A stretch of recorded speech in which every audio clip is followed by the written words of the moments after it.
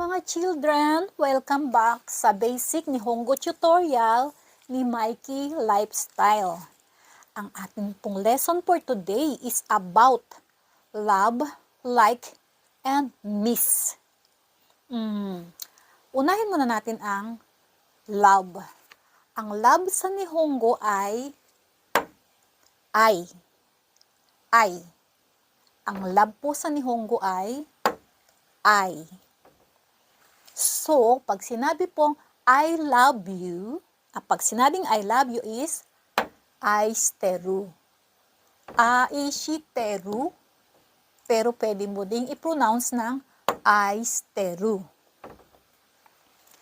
Pag sinabi mo namang I love you very much, totemo aishiteru. Ang totemo is very. Totemo is very.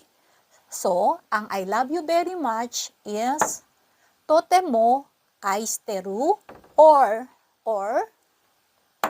sugoku aishiteru.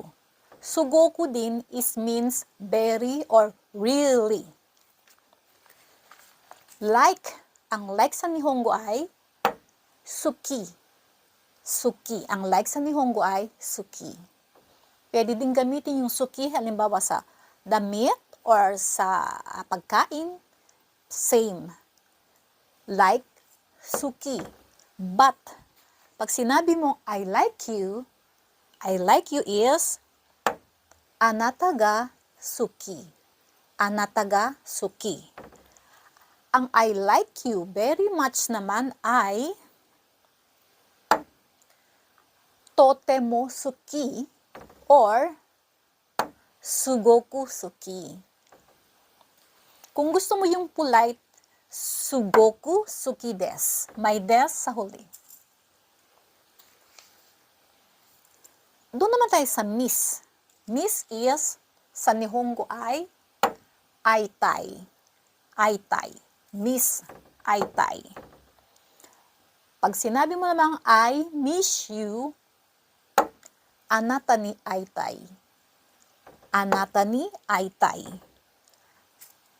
Ang I miss you very much naman ay sugoku aitai.